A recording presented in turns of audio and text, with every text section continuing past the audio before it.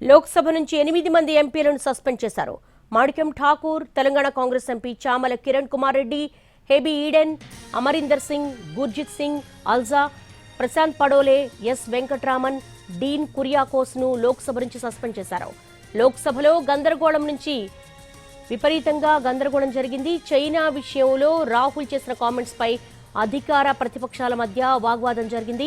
ఒక సమయంలో స్పీకర్ పై పేపర్లు చింపి విసిరేసిన విపక్ష ఎంపీలు దీంతో సభలో మధ్యాహ్నం 3 గంటలకు వాయిదా వేశారు ప్రొటెం స్పీకర్. ఆ తర్వాత సభ ప్రారంభమైన అదే పరిస్థితి కనిపించింది.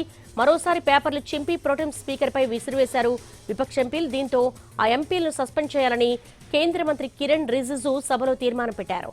ఆ తీర్మానాన్ని ఆమోదించారు ప్రొటెం స్పీకర్. 8 మంది ఎంపీలను సస్పెండ్ చేశారు. ఆ తర్వాత లోక్సభ రేపటికి వాయిదా పడింది.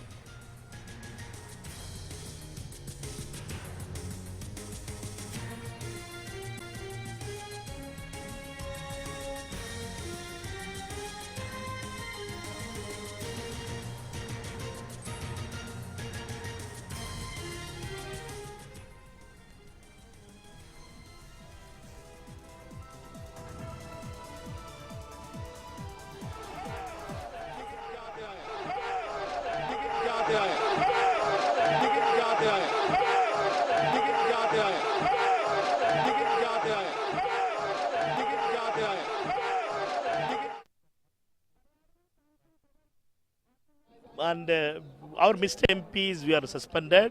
7 Congress MPs and 1 CPM MP from Madurai, Venkatesanji. And our mistake is only one thing. We were protesting against the decision of the government not to allow the leader of opposition, Rahul Gandhi, to speak.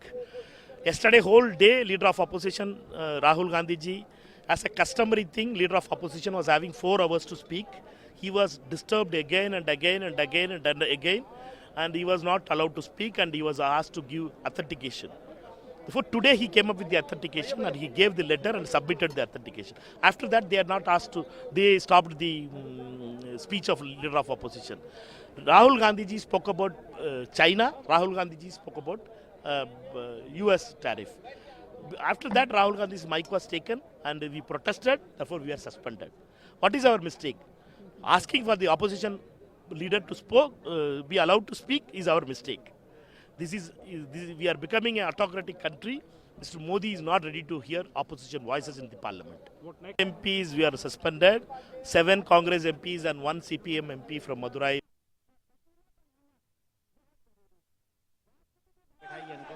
Please be seated. Technology, please. Please be seated. Please. Everybody, please be seated.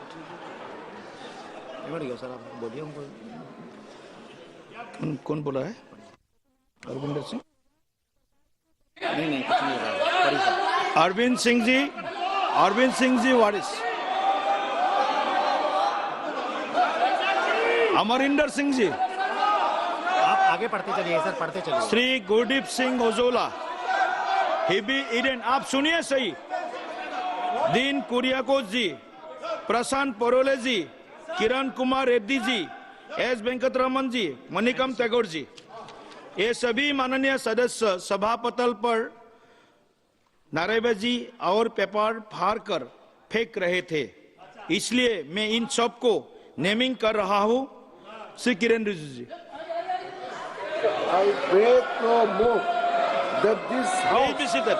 Please be seated. Serious note of the misconduct of Sri Manikam Tagore, Sri Amrinder Singh Raja Waring, Sri Gurjit Singh Aulia, Sri Hebi Eden Prashant Padole, Sri Dean Kuryakos, S. Venkatesh and Kiran Reddy in utter disregard to the House and the authority of the chair through reaching to the table of Secretary General and other officers in the well of the House and throwing papers on the chair and having been named by the chair, resolved that the above mentioned members may be suspended from the services of the House for the remainder. Lok Sabha నుంచి 8 మంది ఎంపీలను suspend చేశారు. దీనికి సంబంధించి ఢిల్లీ నుంచి మా ప్రతినిధి ప్రసాద్ అడిగి తెలుసుకుందాం. ప్రసాద్, స్పీకర్ లోక్సభ నుంచి 8 మంది ఎంపీలను సస్పెండ్ చేశారు. ప్రధానమైనటువంటి కారణం ఏంటి? సార్, ముఖ్యంగా 2 రోజులుగా ఈ రాష్ట్రపతి ప్రసంగానికి ధన్యవాదాలు తెలిపే తీర్మానంపై చర్చ నిన్ననే ప్రారంభమైంది. దాదాపు 18 గంటల పాటు కేటాయించడం జరిగింది ఈ చర్చ కోసం.